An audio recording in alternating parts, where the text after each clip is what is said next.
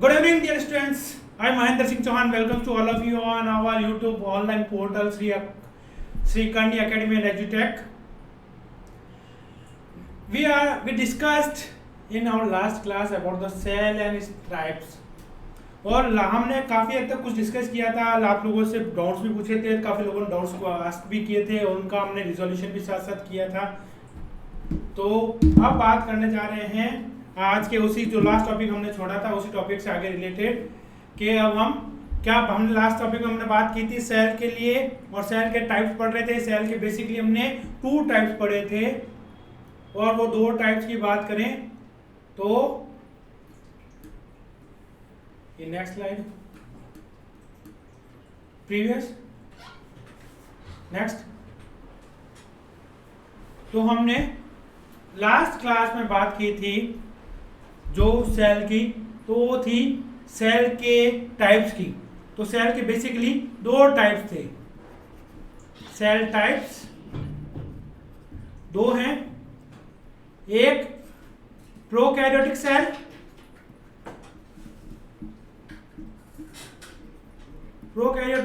Second है eukaryotic. और ये जो सेल के स्ट्रक्चर के रिगार्डिंग था, सेल की हिस्ट्री थी, उसके बारे में हम बात कर चुके हैं कि रॉबर्ट हुक ने सबसे पहले सेल को देखा था. ठीक है. और with their own microscope. Actually microscope था नहीं, सिर्फ एक सिंपल सा मैग्नीफायर था. हम उसको मैग्नीफायर भी कह सकते हैं. और किसी भी बात करें cell has a 3 part called the cell. Basically हम किसी भी सेल में अगर बात करें चाहे वो प्रोकैरियोटिक सेल है या यूकैरियोटिक सेल है, ठीक है, तो उसमें बेसिकली हम किन किन पार्ट को यूज कर रहे हैं, सब इंक्लूड कर रहे हैं. एक तो सबसे बाहर की तरफ ये होता है सेल मेम्ब्रेन.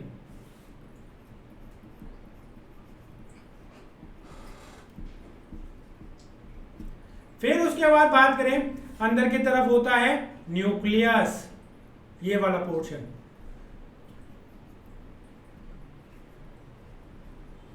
और सेल मेम्ब्रेन और न्यूक्लियस के बीच में जो फ्लूइड होता है इस तरह का, उसको कहा जाता है साइटोप्लाज्म.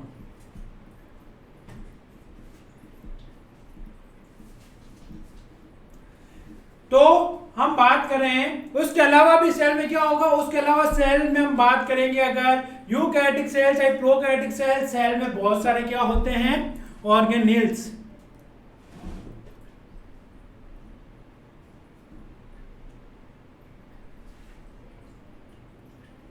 तो यहां हम बात करेंगे जैसे अगर ये यूकैरियोटिक सेल है या प्लांट सेल की बात करें या एनिमल सेल की, तो वहां एक होता है माइटोकॉन्ड्रिया.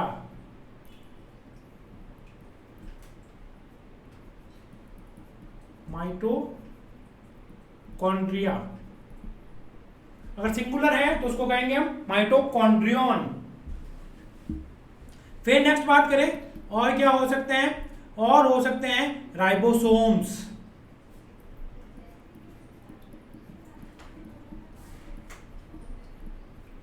अब राइबोसोम जो है ये जैसे मैंने आपको लास्ट क्लास में बताया था प्रोकैरियोटिक और यूकैरियोटिक सेल में वेरी करेगा. प्रोकैरियोटिक सेल में बात करेंगे राइबोसोम जो होते हैं वो होते हैं 70S. जबकि यूकैरियोटिक सेल में बात करेंगे तो यूकैरियोटिक सेल में 70S भी होते हैं और उसके साथ साथ 80S भी होते हैं. अब ये 70S और 80S क्या होता है, मैं आपको जब सेल ऑर्गेनल्स पढ़ाऊंगा, इसी चैप्टर का पार्ट है सेल के ऑर्गेनल्स, जिसमें हम माइटोकॉन्ड्रिया की बात करेंगे, क्लोरोप्लास्ट की बात करेंगे, न्यूक्लियस की बात करेंगे, क्रोमोसोम्स की बात करेंगे, सारे के सारे ऑर्गेनल्स की डिस्कस करेंगे इन जनरल वे. ठीक है, जो हमारे सिलेबस के पॉइंट ऑफ व्यू से है, जो हमारे एनसीईआरटी में दे रखा है, उन सारे टॉपिक्स को हम कवर करेंगे. तो उसके साथ साथ ही मैं राइबोसोम्स के बारे में बताऊंगा, ये 70S और 80S क्या है. ठीक है, तो इसलिए हमें ज़्यादा यहाँ पैनिक होने की जरूरत नहीं है. हम यहाँ जनरल सेल्स की बात करें कि सेल में बेसिकली हम क्या क्या होता है, ये इंपॉर्टेंट चीज़ें होती है. उसके अलावा हम कह सकते हैं राइबोसोम जो कॉमन चीज आ गई. अब यहाँ पे यूकैरियोटिक सेल में भी एक डिफरेंस अब आएगी. जब प्लांट और एनिमल सेल में हम डिफरेंशिएट करेंगे, अलग अलग चीजें देखने को मिलेगी. अगर प्रोकैरियोटिक बात करें, प्रोकैरियोटिक में ग्लाइकोकैलिक्स होता है, पेप्टिडोग्लाइकन की लेयर होती है, जो मैंने आपको प्रोकैरियोटिक स्ट्रक्चर में बताई थी.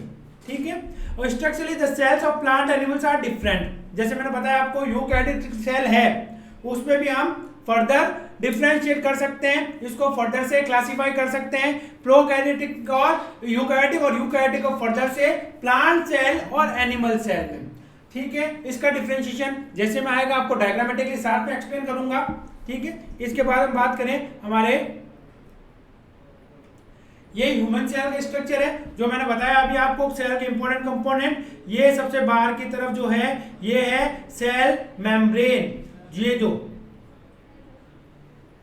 ये ग्रीन वाली लाइन जो है इसी को कहा जाता है सेल मेम्ब्रेन या फिर प्लाज्मा मेम्ब्रेन। एक टर्म होता है, सेल मेम्ब्रेन कहें चाहे प्लाज्मा मेम्ब्रेन।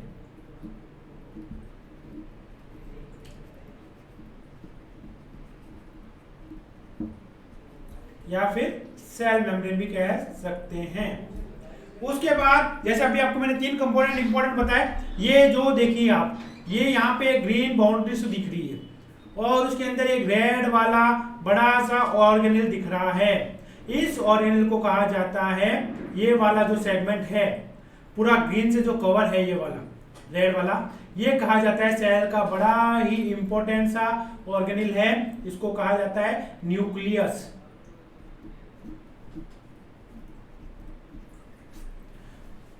जो कि प्रोकैरियोटिक सेल में एब्सेंट होता है। और प्रोकैरियोटिक सेल में बात करेंगे तो प्रोकैरियोटिक सेल में इसकी जगह क्या आ जाता है, वहां पे सिर्फ और सिर्फ डीएनए कंटेंट होता है जिसको जीनोफोर कहा जाता है या फिर न्यूक्लियोइड, जो मैंने आपको लास्ट क्लास में बता रहा था डिफरेंस, लेकिन हमारा समय हो गया था इस वजह से नहीं बता पाया ज्यादा डिटेल। तो ये जो बात करेंगे सबसे बाहर की तरफ जो होती है प्रोकैरियोट्स में, ये होती है सेल वॉल और उसके सराउंडिंग में भी एक कोटिंग होती है जिसको कैप्सूल कहा जाता है।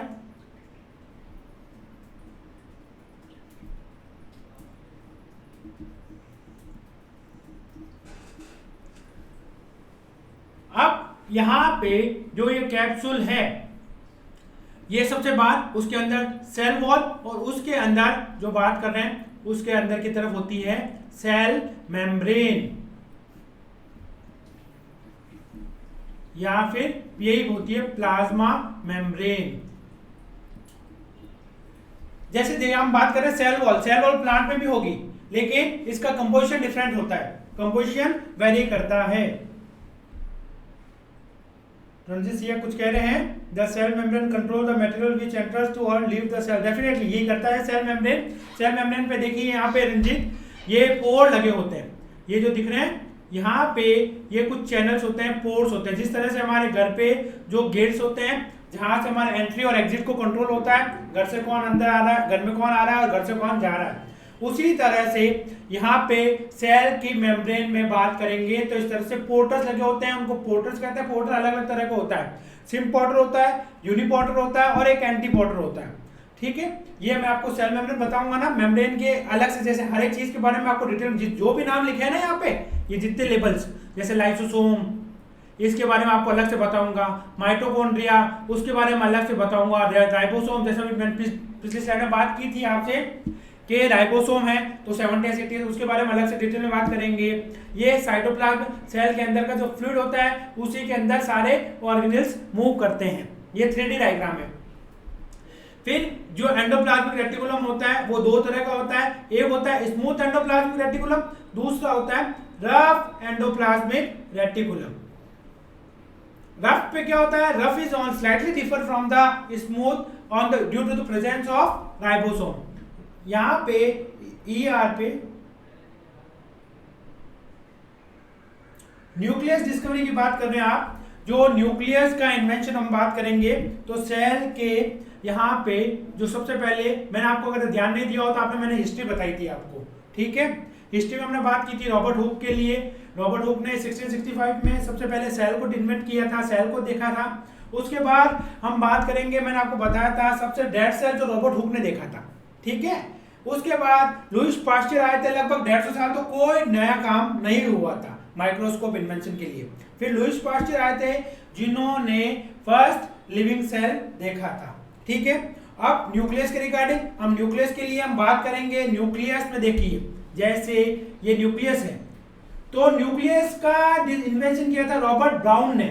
और न्यूक्लियस के अंदर ही ये देखिए काला डॉट और है, काला डॉट दिख रहा, काला डॉट जो है ये है एक और ऑर्गेनेल, उसको कहा जाता है न्यूक्लियोलस। अब न्यूक्लियस और न्यूक्लियोलस टर्म देखने में एक जैसा है, क्योंकि न्यूक्लियोलस भी एक ऑर्गेनेल है सेल का, ठीक है, लेकिन प्रेजेंट कहां होता है, न्यूक्लियस के अंदर। It is a part of nucleus, लेकिन दोनों का इन्वेंशन डिफरेंट है, ठीक है, दोनों की डिस्कवरी डिफरेंट है, दोनों को डिस्कवर करने वाले साइंटिस्ट डिफरेंट है। यहाँ पे डिस्कवर किया था रॉबर्ट ब्राउन, हालांकि मैं इसको न्यूक्लियस को जो बताऊंगा तब आपको सारी डिटेल इसके बारे में अलग से बताऊंगा, रॉबर्ट ब्राउन ने, ठीक है, और न्यूक्लियोलस को किया था फोंटाना और बाउमैन ने, फोंटाना एंड बाउमैन ने। इनकी हिस्ट्री बड़ी इंटरेस्टिंग है, सबके बारे में अलग अलग चीजें हैं, ठीक है।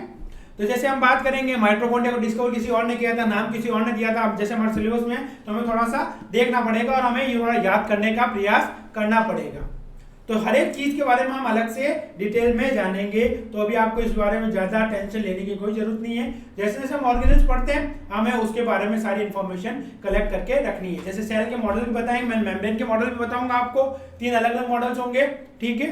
तो अब बात करते हैं हमारे नेक्स्ट स्लाइड में माइक्रोस्कोपिक पार्ट, सेल का जो देखा गया था अच्छा सा जो माइक्रोस्कोप आया था। जैसे मैंने बताया था रॉबर्ट हुक ने तो क्या किया था, सिंपल सा मैग्नीफायर यूज किया था।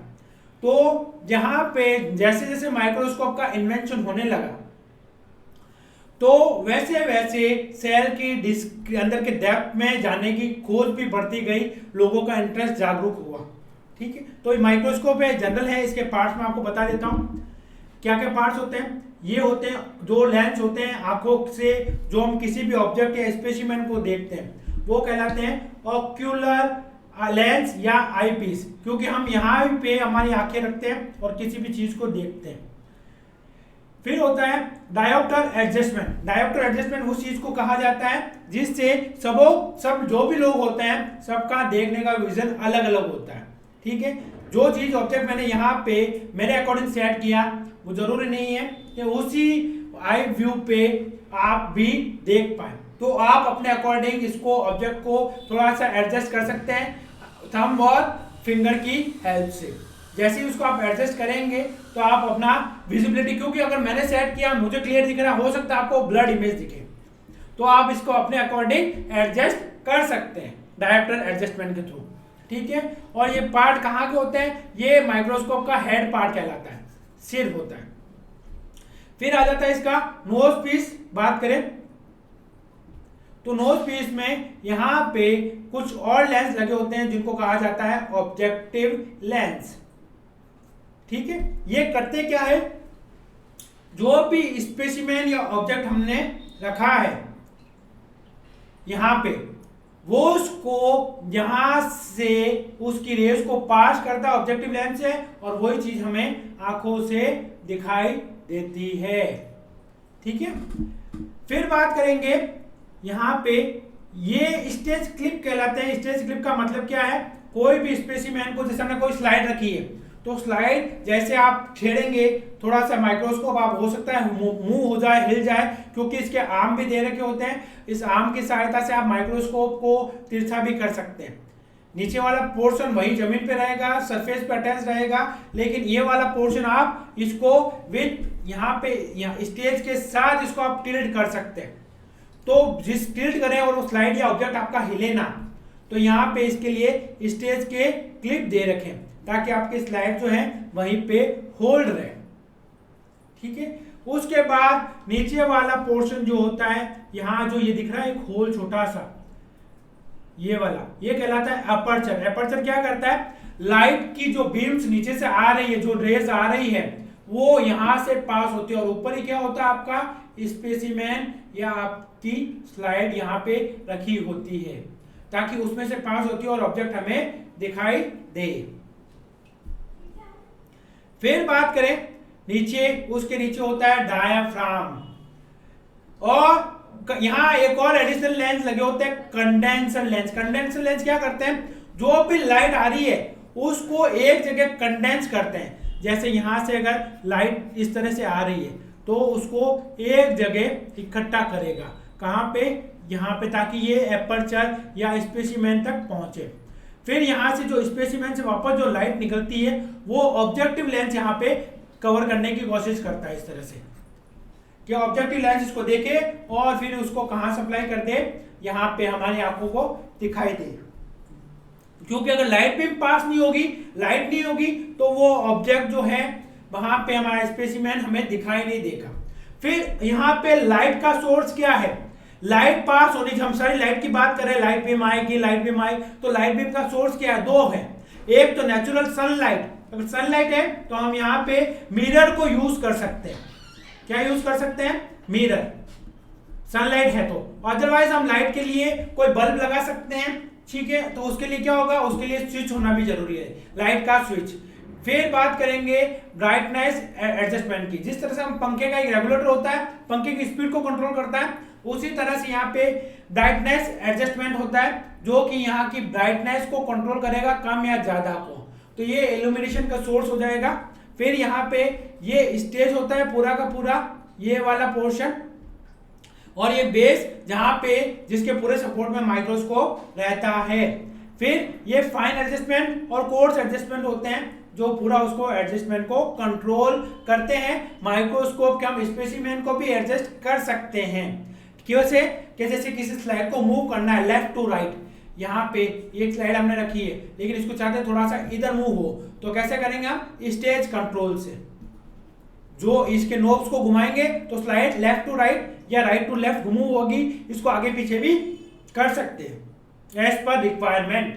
अब आपका ऑब्जेक्ट कहां पर है, ठीक है, ये एक जनरल है, ये आपके प्रैक्टिकल पार्ट का भी है। आपके प्रैक्टिकल में ये आपका एक एक्सपेरिमेंट होगा, तो वो भी यहाँ पे कवर हो जाता है। इसके साथ ही अब बात करते हैं नेक्स्ट स्लाइड में सेल वॉल। तो सेल वॉल जो है मैं आपको बताना चाहता हूं, जैसे प्रोकैरियोटिक और यूकैरियोटिक सेल में हम बात कर रहे थे, उसके अलावा अब हम बात करने वाले एक जनरल कंपोनेंट की। हालांकि ये जो स्ट्रक्चर लिया गया है ये है प्लांट सेल का, प्लांट सेल, और उसमें हम बात कर रहे हैं सेल वॉल की। तो सेल वॉल बेसिक सी सब जगह आएगी, यूज होगी ये टर्म्स। तो कहाँ का क्या होगा? तो सबसे पहले हम बात करते हैं प्रोकैरियोट्स में। प्रोकैरियोट्स में कह सकते हैं मोनेरा, माइकोप्लाज्मा,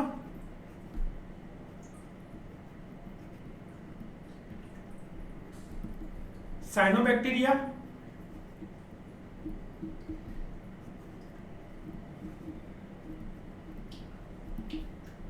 आर्कीबैक्टीरिया,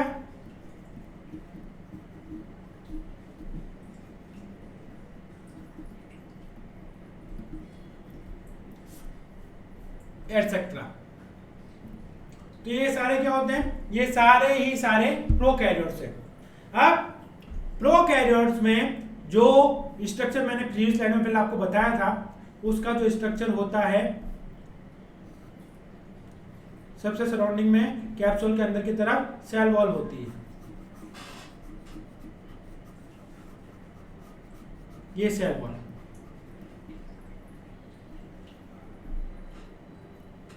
अब प्रोकैरियोट्स में सेल वॉल बनी होती है नाग और नाम की, NAG, और NAG का पूरा नाम होता है एन एसिटाइल ग्लूकोज अमीन, और एक और होता है नाम N acetyl muramic acid.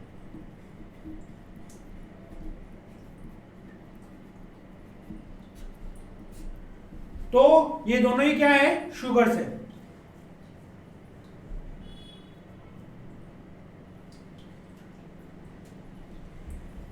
Plant cell की अभी बात करने वाले रंजीत, पहले थोड़ा प्रोकैरियोट्स बता दो, फिर हम यूकैरियोट्स में आने वाले हैं। यूकैरियोट्स में हम प्लांट सेल में बात करेंगे, तो उसमें बहुत सारी चीजों, बहुत सारे कंपोनेंट होते हैं, बस अभी डिस्कस करने वाले हैं, तब आप देखिएगा, ठीक है। तो अभी हमने सिर्फ प्रोकैरियोट्स या बैक्टीरिया की बात करें, बैक्टीरिया सारे ही आ गए वैसे।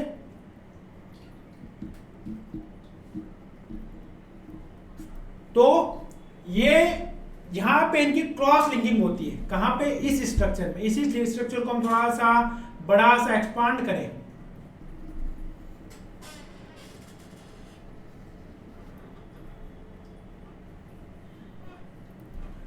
तो कुछ इस तरह का देखने को मिलेगा हमें क्रॉस लिंकिंग सेल वॉल में।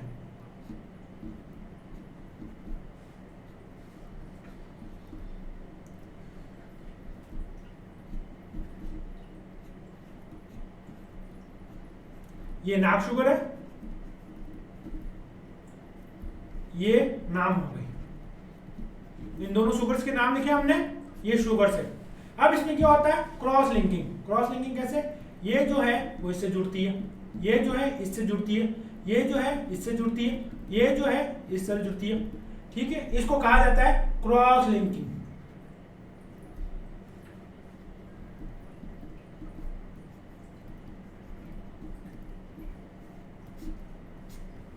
ठीक है, और यहां पे हम बात कर रहे हैं पेप्टाइड्स के रेफरेंस में।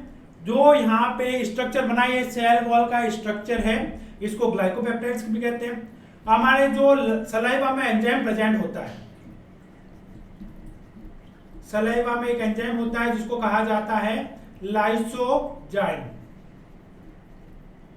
अब ये लाइसोजाइम जो है यहां पे, ये इसकी क्रॉस लिंकिंग और इसके पेप्टाइड स्ट्रक्चर को ब्रेक करता है, जिससे बैक्टीरिया अगर हमारे माउथ में से एंटर करता है तो सलाइवा के लाइसोजाइम की वजह से इसकी क्रॉस लिंकिंग टूटती है और बैक्टीरिया की सेल वॉल का कंपोनेंट टूटता है, नई सेल वॉल बनने से रोकता है, इसलिए बैक्टीरिया मर जाता है। तो एक तरह से सलाइवा जो है ये हेल्प करता है इसको मारने के लिए, बैक्टीरिया को खत्म करने के लिए। फिर इसके अलावा बात करें यहाँ पे कि कुछ एंटीबायोटिक जो होती है, पेनिसिलिन,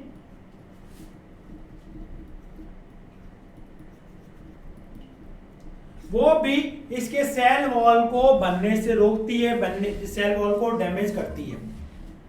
तो ये दोनों ही चीजें हैं जो बैक्टीरिया को, इसलिए कोई बीमार होते हैं तो डॉक्टर नॉर्मली पेनिसिलिन देता है। तो क्या करता है, बेसिकली वो सोचता है बैक्टीरियल इन्फेक्शन होगा तो बैक्टीरिया यहाँ पे खत्म हो जाएंगे, मर जाएंगे। सेकंड, लाइसोजाइम अगर हमारे बॉडी में, माउथ में प्रेजेंट होता है, सलाइवा में जो लार होती है मुंह में, वहां पे लाइसोजाइम क्या आता है, बैक्टीरिया की सेल वॉल को डैमेज करता है। सेल वॉल डैमेज है तो सेल मेम्ब्रेन इजीली रप्चर हो सकती है, बैक्टीरिया को खत्म किया जा सकता है। नेक्स्ट बात करें, अब हम बात करते हैं प्रोकैरियोट्स के बाद। जैसे एक विटेकर का 5 किंगडम का क्लासिफिकेशन था, R.H. विटेकर, इनका पूरा नाम है रॉबर्ट हुक विटेकर। इन्होंने दिया था 5 किंगडम क्लासिफिकेशन।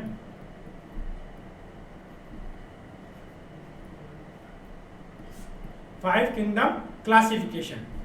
5 किंगडम कौन से थे? मोनेरा,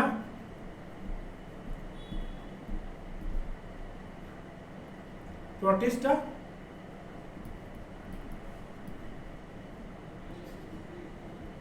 फंजाई,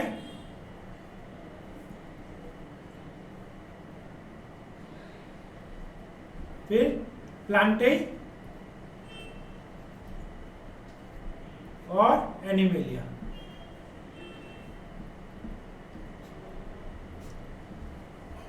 तो मोनेरा में बात करें हम सेल वॉल की, तो मोनेरा किसका है? मेनली पूरा का पूरा हमने बात की, कहां पे है ये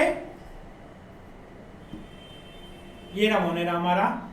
और मोनेरा की सेल वॉल जो है हमने यहाँ पूरी डिस्कस की है कि मोनेरा में सेल वॉल किस तरह की बनी होती है। नाग नाम की बनी होती है, क्रॉस लिंकिंग होती है, पेप्टाइड्स की क्रॉस लिंकिंग।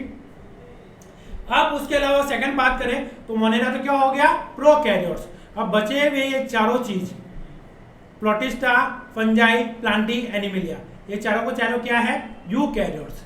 ये क्या है? ये वाला पूरा पार्ट है यूकैरियोट्स का।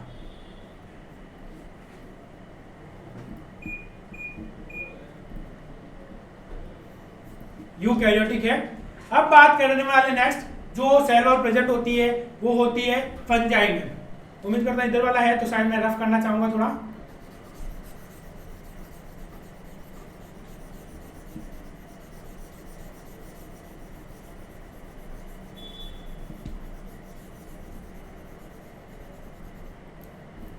अब हम बात कर रहे हैं फंजाई के लिए।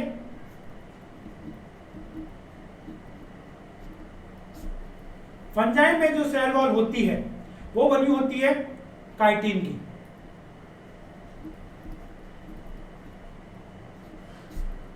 काइटिन क्या है? हेट्रोपॉलीसैकेराइड।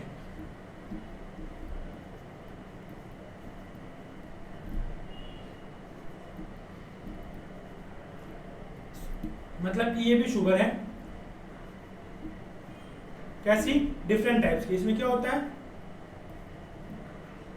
ग्लूकोज प्लस नाक शुगर होती है, एन एसिटाइल ग्लूकोजामिन। तो दोनों मिलके दो तरह की शुगर हुई, एक तो ये, दो, ठीक है, और दोनों ही अलग अलग है, इसलिए क्या बन गया? हेट्रो। और दोनों सेम होती है, ग्लूकोज प्लस ग्लूकोज होता तो उसको कहते हैं हम होमोपॉलीसैकेराइड।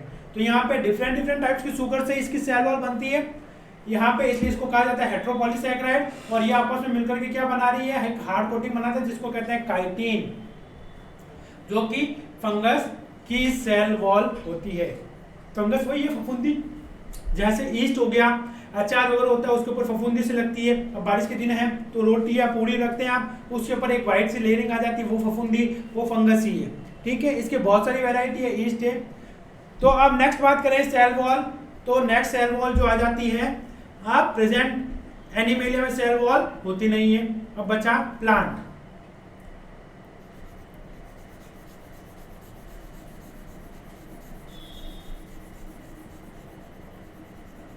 अब प्लांट में सेल वॉल जो होती है, अब ये देखिए, ये पूरा स्ट्रक्चर प्लांट सेल वॉल का है। प्लांट में सबसे सेल वॉल जो है अलग अलग टाइप की है। सबसे पहले बात करें तो मिडल लैमेला।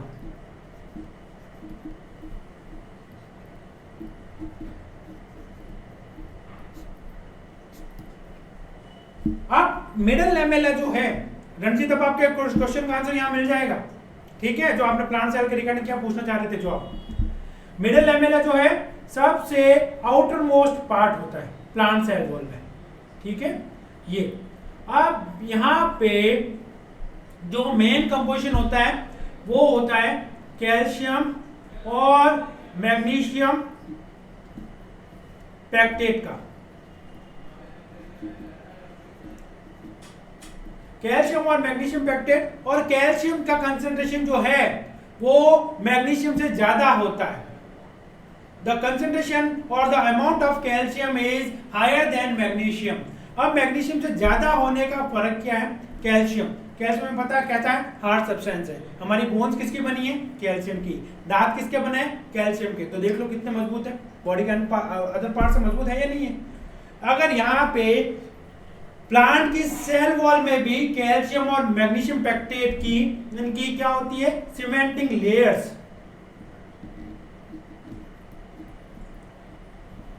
सीमेंटिंग लेयर्स मतलब कि इनकी परतें बनी है ऊपर एक दूसरे के ऊपर, इस तरह से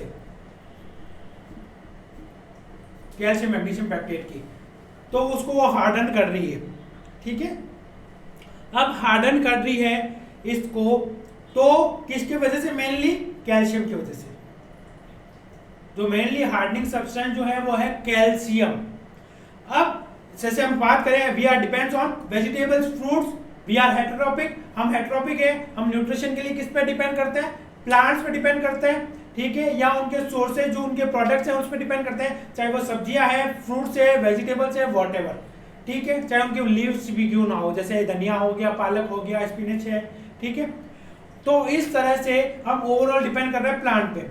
और हम बात कर रहे हैं प्लांट की सेल वॉल की। अगर सपोज इस तरह का हार्डिंग सब्सटेंस प्लांट में मौजूद है तो हम उसको खाएंगे कैसे?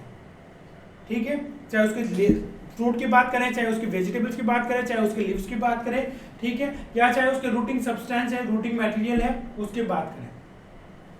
तो अगर इस तरह का हार्डिंग सब्सटेंस वहां प्रेजेंट है तो हम उसको खा नहीं सकते।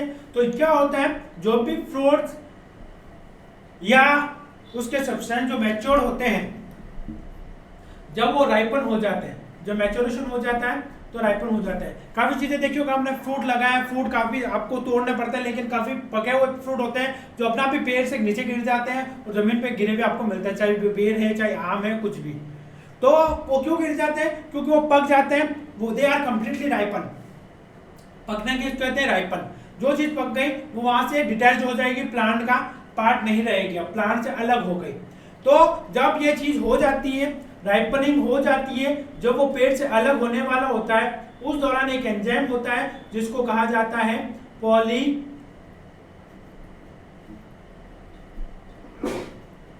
गैलेक्टो यूरोनेज।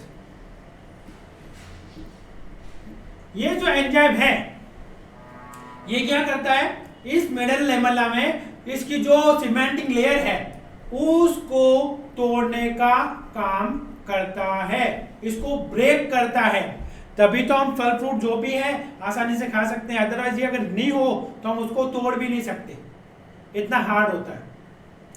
ठीक है, नेक्स्ट बात करें, इसके बाद इसके अंदर की तरफ आती है, अब आती है सेल वॉल के टाइप्स होते हैं प्लांट पे।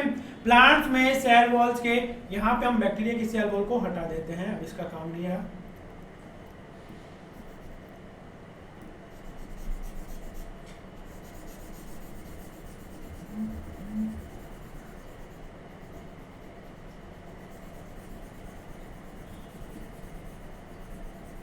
ताकि हम यहाँ पे लिखने का स्पेस मिल जाएगा हमें।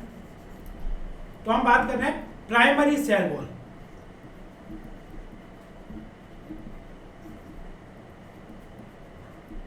प्राइमरी सेल वॉल जो है वो बनी होती है, अब यहाँ पे सेल वॉल के कंपोनेंट जो है कॉमन हो जाते हैं लगभग। यहाँ पे जैसे सेलुलोज हो गया,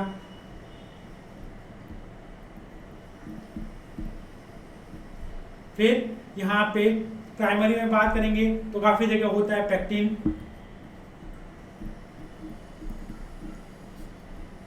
फिर यहाँ पे सेलुलोज, हेमीसेलुलोज के साथ पेक्टिन भी होता है। फिर आती है सेकेंडरी सेल वॉल।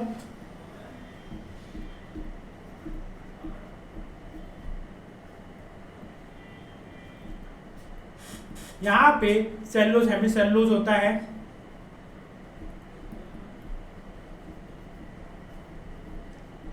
उसके साथ आपको लिग्निन भी देखने को मिल सकता है। फिर आती है टर्शियरी सेल वॉल, टर्शियरी को 3 डिग्री,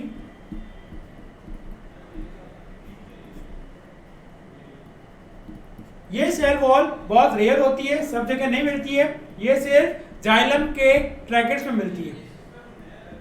जाइलम के ट्रैकेट्स ऑफ जाइलम। जाइलम में हम बात करेंगे डिफरेंट सेल्स, जब हम टिश्यू की बात करेंगे, जब हम प्लांट टिश्यू बात करेंगे, प्लांट टिश्यू में जाइलम और फ्लोएम आएंगे, तो जाइलम में डिफरेंट टाइप्स की सेल जो होती है।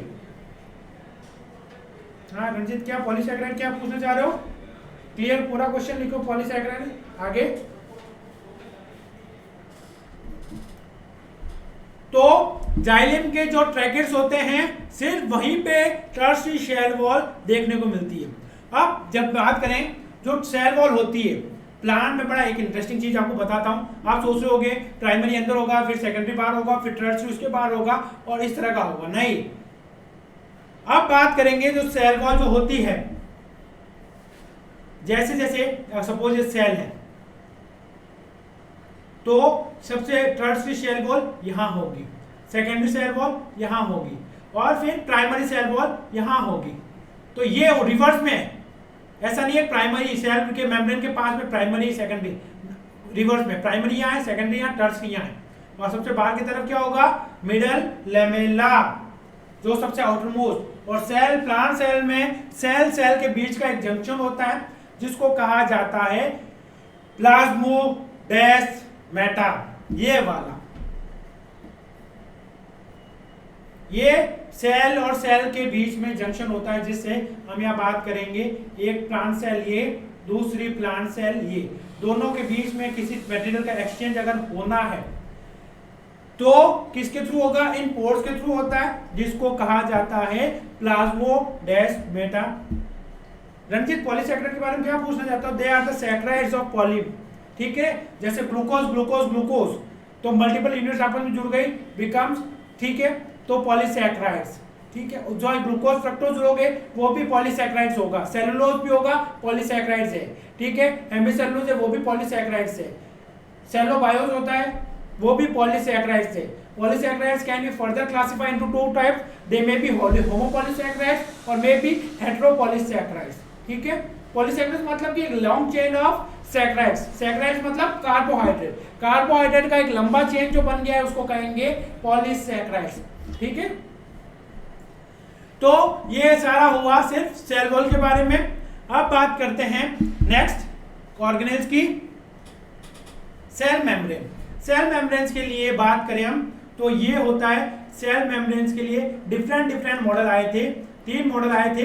मैं तीनों के बारे में आपको थोड़ा बता देता हूं।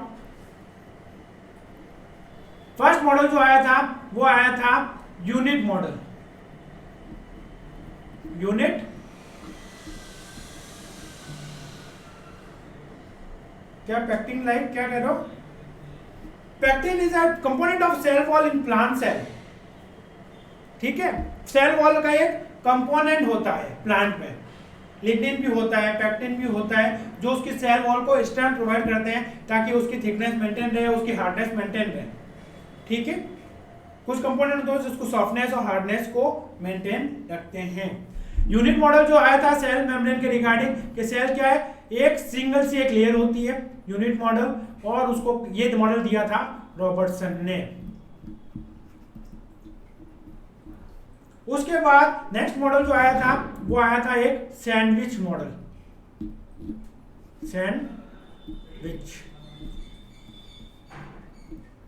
सैंडविच के बारे में तो आप सभी जानते होंगे।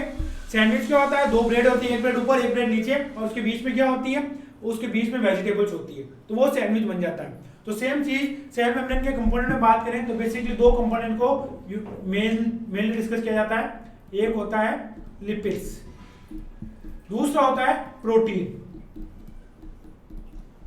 तो इन 2 कंपोनेंट को बेसिकली ज्यादा डिस्कस किया जाता है सेल मेम्ब्रेन। ऐसा नहीं कार्बोहाइड्रेट नहीं होगा, कार्बोहाइड्रेट भी होगा, ठीक है, लेकिन वो अलग से, पर बेसिकली 2 कंपोनेंट मेजर तौर पे सेल मेम्ब्रेन में डिस्कस किए जाते हैं। तो सैंडविच में हम क्या कहेंगे कि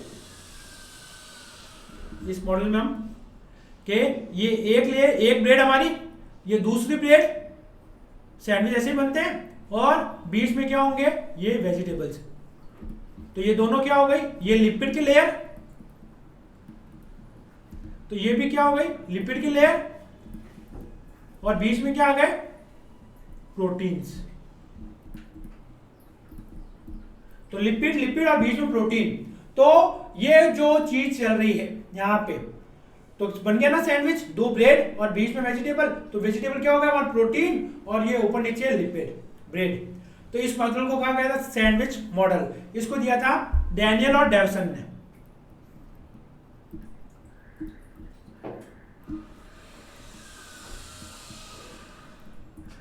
ये जो कंपोनेंट नाम वगैरह है जो मैं आपको बता रहा हूं एनसीईआरटी में, तो ये एक इंपॉर्टेंट मॉडल दे रखा है, लेकिन अगर आप नेट की तैयारी कर रहे हैं तो नेट की तैयारी में आपको मॉडल पूछे जाते हैं नाम, साइंटिस्टों के नाम के साथ। ठीक है, चाहे ऑप्शन को इधर रोटेट कर सके। फिर तीसरा मॉडल जो आया था वो था fluid mosaic model.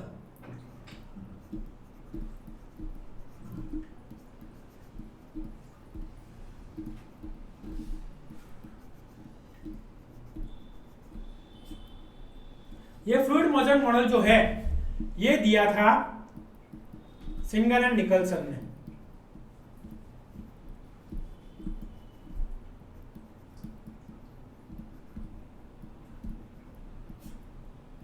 Singer and Nicolson ने इस मॉडल को दिया था, और ये सबसे क्या है, सबसे वैलिड मॉडल यही है, इसी को एक्सेप्ट किया गया था, जिसकी चर्चा हम हमारी नेक्स्ट क्लास में करेंगे। ये डायग्राम आपके सामने है, इसी डायग्राम से हम नेक्स्ट क्लास शुरू करेंगे, क्योंकि हमारे क्लास का समय हो गया, बाद में अभी नेक्स्ट दूसरी क्लास भी होनी है। तो उम्मीद करता हूँ आज का ये वीडियो आपको पसंद आया होगा, अच्छा लगा होगा, तो आप इसको लाइक और शेयर करना बिल्कुल ना भूलें। और आपके मन में किसी प्रकार का प्रश्न है, ठीक है, तो आप बेझिझक कमेंट बॉक्स में मेंशन कीजिए, जैसे काफी लोग अभी कर रहे थे लाइवली, तो उनको भी आंसर मिल रहा था, लेकिन वो रिलेटेड टॉपिक से। फॉरवर्ड टॉपिक में हम फॉरवर्ड टॉपिक के अलग से रिलेटेड क्वेश्चन डिस्कस करेंगे। तो हम यहाँ पे रिलेटेड टॉपिक से आप हैं तो बेझिझक इससे कमेंट बॉक्स में मेंशन कीजिए, हम आपको आंसर करेंगे। और काफी लोगों का आंसर हमने ऑनलाइन भी किया है अभी लाइव क्लास में।